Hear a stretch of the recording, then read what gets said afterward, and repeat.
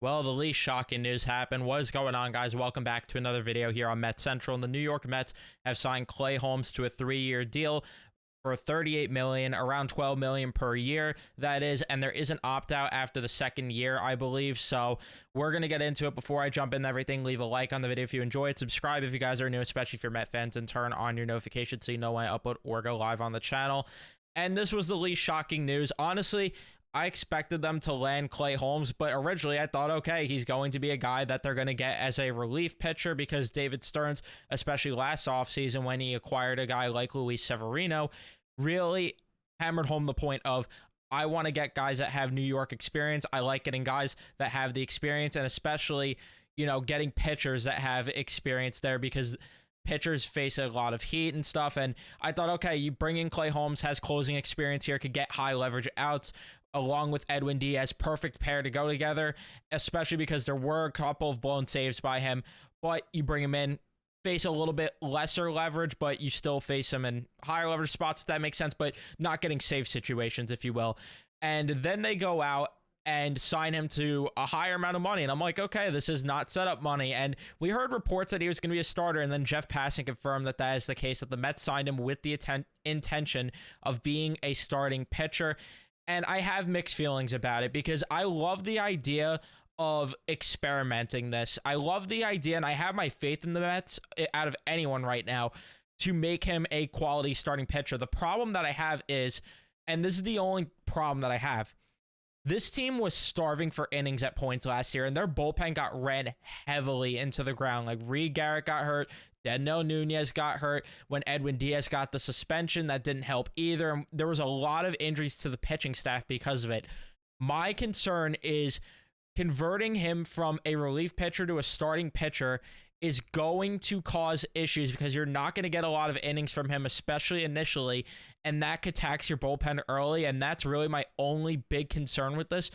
But if it works out, which I think there is a good chance it does, then I like it. And I do love the idea of bringing him into Citi Field itself because he's pitching in a bigger ballpark, has a better defense behind him, which were two things that did not exist with the Yankees, and that really hurt his numbers at points because you look at the 15 blown saves, a lot of that was because of defensive miscues. Like Alex Verdugo, there was one of them where he just fails to catch a fly ball. They weren't errors though, but Gleyber Torres also like bobbling a ball in the infield. He's going to have a way better defense behind him, and he's going to pitch in a bigger ballpark compared to Yankee Stadium, which is going to help him, especially when he does allow that hard contact, which there's going to be more of it if he is a starting pitcher.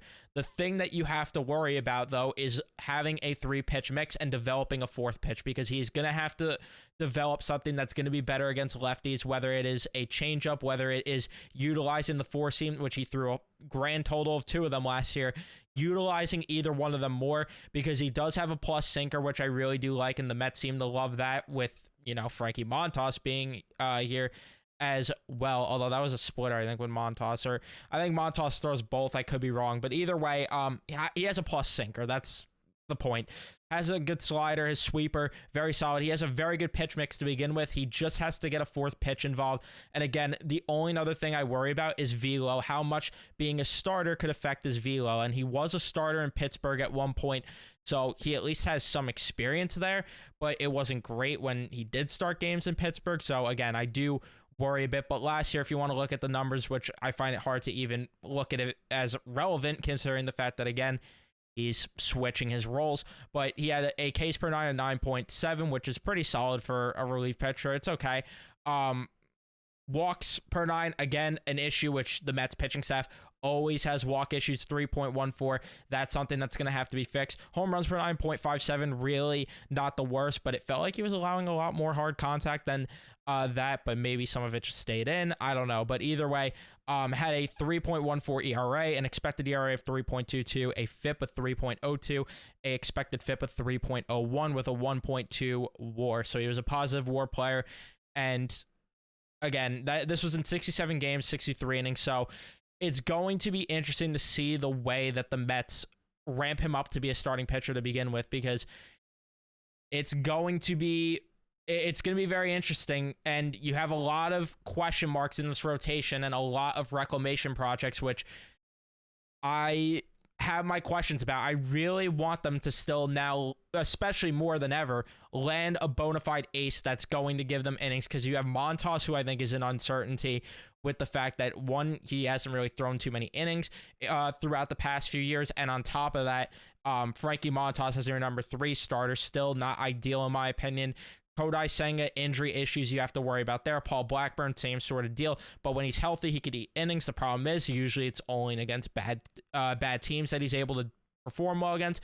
David Peterson, we saw him struggle with innings. And how is he going to fare in another season? Maybe they flip him and they, sign us another starter, and then they get another starter for Peterson to get a little bit more of a sure thing. I know that won't be the popular opinion, but then you have Clay Holmes there and Tyler McGill probably, because you have to go with a 6-man rotation if you're bringing in a guy like Clay Holmes to let him acclimate to a starting role and let him get a couple days off. Same thing with Senga, who really needs the 6-man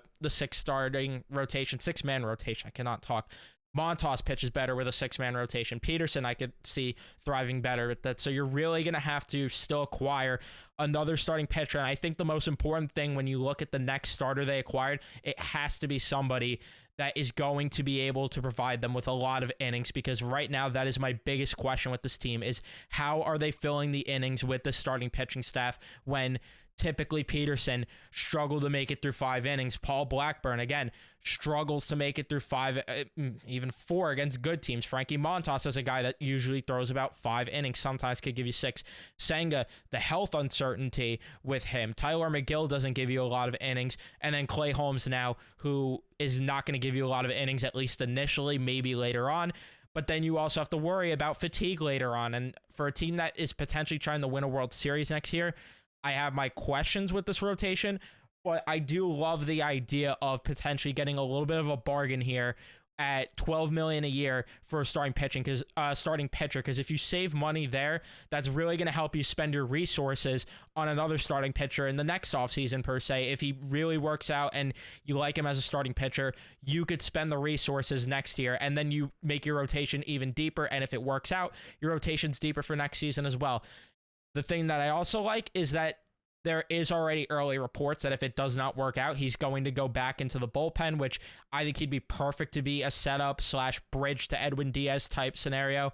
So I like it in that regard. But again, you have to add more pitching depth, because Tyler McGill, if he has to start logging a lot of starts for you, it's going to be an issue unless Brandon Sproat is really, unless he's the next guy up and really ready to go early in the season next year. That changes the conversation too.